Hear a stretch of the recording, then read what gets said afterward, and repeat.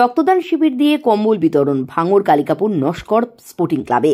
অতিথি হয়ে এসে ভূয়সী প্রশংসার পাশাপাশি বিজেপির চক্রান্তের কথা জানালেন যাওয়ার সময় বিধায়ক শওকত মোল্লা। 23তম রক্তদান শিবির আয়োজন, পাশাপাশি কম্বল বিতরণ দুস্থ মানুষের জন্য ভাঙড় কালিকাপুর নস্কর স্পোর্টিং ক্লাবের।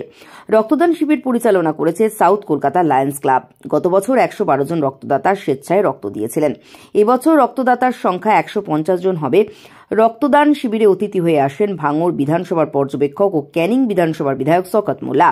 তাকে ফুল সংবর্ধনা দিয়ে বরণ করে রক্তদান শিবিরের মঞ্চে নিয়ে এসেছেন কালিকাপুর লস্কর স্পোর্টিং ক্লাবের সম্পাদক কাশীনাথ নস্কর। সাথে ছিলেন বাহারুল ইসলাম, জেলার পূর্ত দপ্তরের কর্মাধ্যক্ষ, পঞ্চায়েত সমিতির বন বিভাগ কর্মাধ্যক্ষ আওছান মোল্লা, যুব নেতা সাবিরুল ইসলাম। শওকত মোল্লা রক্তদান শিবিরে দুস্থ মানুষের মধ্যে কম্বল বিতরণ করেন ক্লাব সম্পাদক কাশীনাথ লস্করের অনুরোধে।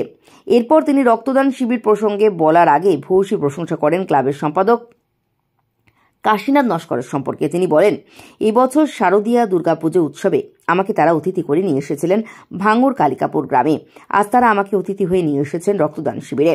আমি তাদের সদস্যদের ধন্যবাদ জানাচ্ছি। এখানে আসতে পেরে শারদীয়া দুর্গাপুজোর সুন্দর পরিবেশ দেখে মুগ্ধ হয়েছিলাম। প্রতিমা থেকে পুজো মণ্ডপ, সাজসজ্জার সামাজিক কাজ দেখে মুগ্ধ হয়েছিলাম।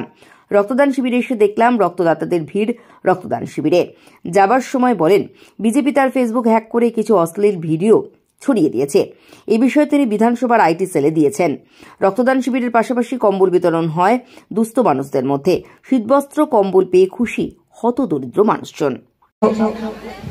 মানুষের স্বার্থে আমাদের রাজ্যের প্রিয় মুখ্যমন্ত্রী মমতা বন্দ্যোপাধ্যায়ের অবদান অনেক। নিশ্চিতভাবে এই এলাকার মানুষের যে দাবি, যেটা ন্যায্য মূল্যে ওষুধের দোকানের কথা আপনি বলছেন এবং এখানে যে ব্লাড ব্যাংকের কথা বলছি, আমরা নির্দিষ্টভাবে আমাদের প্রিয় মুখ্যমন্ত্রীর কাছে আমরা বিষয়টি জানাবো এবং যাতে হয় সেই ব্যবস্থা করার চেষ্টা করব।